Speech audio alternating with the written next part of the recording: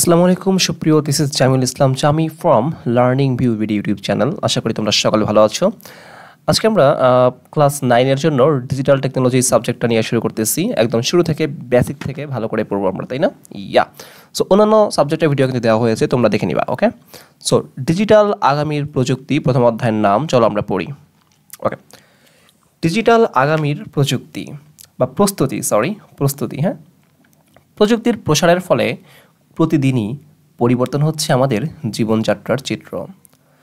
বদলে যাচ্ছে জীবনযাপন, লেনদেন, যোগাযোগ, পেশা এবং বিনোদনের মাধ্যম। আগামী 5 বছর পর আমাদের জীবনে কী পরিবর্তন আসছে তা আমরা এখন হয়তো অনুমানও করতে পারবো না। তাই প্রতিনিয়ত পরিবর্তনশীল এই পৃথিবীর যে কোনো পরিবর্তনের সাথে নিজেকে খাপ খাওয়ানোর জন্য আমাদের প্রস্তুত থাকা চাই। এখন আমাদের পড়াশোনা আর জানা শুধু পাঠ্য বইয়ে সীমাবদ্ধ নেই। আমাদের পড়াশোনা শুধুমাত্র কি পাঠ্য বইতে সীমাবদ্ধ নেই।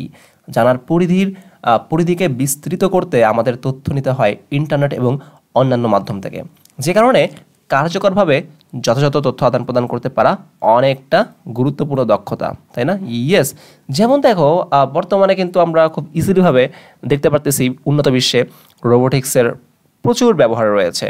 রেস্টুরেন্টে খাবার সার্ভ করতেছে রোবট, দেন আর্টিফিশিয়াল ইন্টেলিজেন্সের ব্যাপক ব্যবহার তোমরা দেখতে পারতেছো, তাই না? সো এই যে বিষয়গুলো এখন কিন্তু এগুলোর জন্য তোমার শুধু পাঠ্য বইতে পড়ে থাকলে হবে না, তোমার নিজের উদ্যোগে অনেকভাবে রিসোর্স থেকে তোমাকে জানতে হবে। সো এটাও একটা দক্ষতা। সো মাঝখানে একটা কথা বলে দিই, যারা আমাদের ফেসবুক গ্রুপে যুক্ত নাই, ফেসবুক গ্রুপে যুক্ত হয়ে নিবে, কারণ সেখানে কিন্তু অনেক স্টুডেন্ট রয়েছে, তোমরা তাদের সঙ্গে একসঙ্গে পড়াশোনা করতে পারবে। চলো আমরা পরে দেখি কী বলা হয়েছে। আমরা এই অভিজ্ঞতার মধ্য দিয়ে যথার্থতা যাচাই করে আমাদের বিদ্যালয়ের একটি বুলেটিন তৈরি করব। এছাড়া নিজেদের জন্য তৈরি করব একটি online portfolio, that means online website. খুব ইম্পর্টেন্ট তো এটা। হ্যাঁ, ওয়েবসাইট তৈরি করা তো আমার একটা আছে। এনিওয়ে, সো আমি দেখাবো তোমাদের কীভাবে করতে হয়, কারণ আমি ওয়েবসাইট প্লাস অ্যাপস নিয়ে কাজ করতে পারি, আমি জানি কীভাবে কী করতে হয়। ওকে, সো আমি কোডিং নিয়ে অনেক ঘাটাঘাটি করছি, আমি কোডিং পারি মোটামুটি। হ্যাঁ, প্র্যাকটিস করি এখনও। সো যে পোর্টফোলিও তে পুরো বছর জুড়ে ডিজিটাল প্রযুক্তিসহ সকল বিষয়ে আমরা যা কাজ বা প্রজেক্ট করব সেগুলোর নিয়মিত আপলোড দিতে থাকবো। খুব ভালো। 1 বছর পর কী গবেষণা করলাম, প্রজেক্ট করলাম, তা যে কেউ পৃথিবীর যে কোনো প্রান্ত থেকে দেখে জানতে পারবে। চলো তবে শুরু হয়ে যাক আমাদের স্কুল বুলেটিন তৈরি চারটা। সো এখানে কোডিং হতে পারে, কোডিং লাগতে পারে, আমি দেখি না, এই কোডিং লাগলে খুব ভালো হবে, কারণ আমি তোমাদের কোডিং দেখাবো। ওকে ওকে ওকে যেমন আমি এখানে কি এই ল্যাপটপে কি সেটা আছে কিনা দেখি। নোটপ্যাড প্লাস প্লাসটা আমি এখান থেকে এটাই অন্য ল্যাপটপে আছে। হ্যাঁ, এনিওয়ে, দেন ওখানে সাবলাইম টেক্সট আছে, ওইগুলোর মাধ্যমে মূলত মনে করো যে কোডিং করা যায়। ঠিক আছে, এনিওয়ে ওকে। অনলাইন এডিটরও রয়েছে, মনে করো এরকম যে আমি যদি একটু সার্চ করি এখানে HTML কোডিং অনলাইন, ওকে, এখানে দেওয়া যাবে, সমস্যা নেই। HTML কোনো প্রোগ্রামিং ল্যাঙ্গুয়েজ না আসলে, ঠিক আছে, বাট এটা হচ্ছে ওয়েবসাইট তৈরি করার জন্য, যেমন যেটা ওয়েবসাইট, এই ওয়েবসাইট তৈরি করার জন্য আমরা এই অনলাইন প্ল্যাটফর্ম মানে HTML ইউজ করি। হ্যাঁ, HTML CSS জাভাস্ক্রিপ্ট ইউজ করতে হয় ওয়েবসাইটের জন্য, বাট তোমার প্রোগ্রামিং ল্যাঙ্গুয়েজগুলো কিন্তু এগুলো না, যেমন C++, জাভা, দেন মনে করো যে PHP, এগুলো কিন্তু programming language, Python programming language, but HTML কিন্তু প্রোগ্রামিং ল্যাঙ্গুয়েজ না। ওকে, সো যেমন দেখো এখানে আমি এগুলো তোমাদের বলবো, যেমন আমি যদি এখানে কি লেখা আছে, ডিপ দেওয়া হয়েছে একটা প্যারাগ্রাফ নিয়ে, আমি এখানে একটা প্যারাগ্রাফে আমি বলতে পারি কিছু, যে দিস ইজ জামি। সো এখানে কিন্তু সেটা আসছে, দেখছো, দিস ইজ জামি। হ্যাঁ, এটা আসছে। সো তার মানে তুমি এখানে কিছু স্ট্রাকচার থাকবে, ওই স্ট্রাকচার ফলো করে তুমি এখানে অনেক কিছু করতে পারবা। এখানে ছবি আনতে পারবা, ইচ্ছা করলে ছবি আনতে পারবা এখানে। হ্যাঁ, সো আমি এখন না আনি, আমার ছবি আমি না আনি এখন। হ্যাঁ, ছবি আনার জন্য IMG ইউজ করতে হয়, IMG। ওকে, এনিওয়ে, সেটা আমরা এখন যাচ্ছি না। ইচ্ছা করলে আমি এই এলাকাটাকে জামিটাকে বড় করতে পারি, বোল্ড করতে পারি, যেমন মনে করো B করতে পারি এখানে আমি এটাকে। ওকে, জামিটাকে এখানে কাট করে এখানে নিয়ে আসবো, বির মধ্যে দিব। হ্যাঁ, তাহলে দেখবো জামিটা বোল্ড হয়ে যাবে। দেখো বোল্ড হয়ে গেছে, ঠিক আছে, এটা কিন্তু বোল্ড হয়ে গেছে। হ্যাঁ, সেম অ্যাজ মনে করো আমি এটাকে জামিটাকে আমি কী করতে পারি, আমি আমি আমি ইতালিক করতে পারি একটু, হ্যাঁ। সো ইতালিকের আইটাকে এই পাশে নিয়ে যেতে হবে।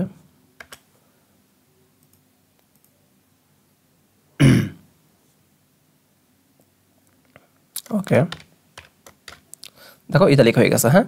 বোল্ড প্লাস ইতালিক মানে একটু ব্যাকা হয়ে গেছে। সো এরকমভাবে জাস্ট তোমাকে দু একটা দেখাইলাম। সো এইভাবে কিন্তু পুরো ওয়েবসাইট তৈরি করা যেতে পারে। ফুল যে ওয়েবসাইট, এই যে এটা একটা ওয়েবসাইট, এখানে কিছু মেনু থাকবে, হ্যাঁ, ওয়েবসাইট। সো এইভাবে ওয়েবসাইট তৈরি করতে আমরা পারি এই HTML CSS জাভাস্ক্রিপ্ট ইউজ করে।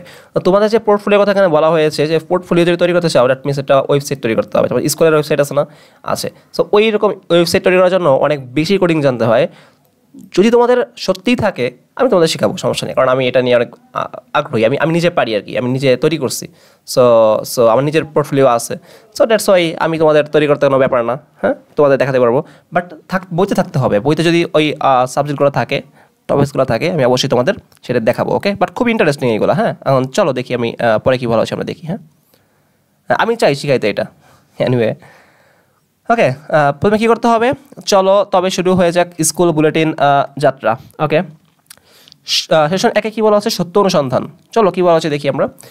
ইন্টারনেটের সহজলভ্যতার কারণে আমরা খুব সহজে যে কোনো তথ্য এক মুহূর্তে অনুসন্ধান করে বের করে ফেলি। আবার এই ইন্টারনেটের সহজলভ্যতার সুযোগ নিয়ে কিছু অসাধু মানুষ ভুল তথ্য ছড়িয়ে দিয়ে আমাদের বিভ্রান্ত করেছে। আমরা আমাদের যে স্কুল বুলেটিন তৈরি করব, সেখানে আমরা সবাই কমপক্ষে একটি করে প্রচারিত ভুল তথ্যের বিপরীত সঠিক তথ্য খুঁজে বের করব। দ্যাট মিনস আমরা যেটা তৈরি করব স্কুলের জন্য যে বুলেটিনটা, সেটা হচ্ছে আমরা বুলেটিন মানে নিউজ, একটা প্রতিবেদন। সো ওইখানে যে ভুলগুলো দেওয়া হয়, মূলত আলটিমেট যে ভুলগুলো সমাজে প্রচলিত, ওই ভুলগুলোর বিপরীতে আমরা কিছু সঠিক তথ্য তুলে ধরবো এবং সে সম্পর্কে একটি করে নিবন্ধ বা আর্টিকেল লিখব। তোমরা জানো পোর্টফোলিওতে কিন্তু আর্টিকেল পাবলিশ করা যায়। কাজটি করতে হলে আমাদের আগে বুঝতে হবে কীভাবে ভুল তথ্য প্রচারিত হতে পারে। নিচের ঘটনাগুলো পড়ে আমরা খুঁজে বের করব কীভাবে ভুল তথ্য প্রচারিত হতে পারে। ওকে, চলো দেখি। সাগর পড়াশোনা শেষ করে কয়েকটি ব্যাংকে চাকরির আবেদন করেছে। চাকরির সাক্ষাৎকারের জন্য সে প্রস্তুতি নিচ্ছে।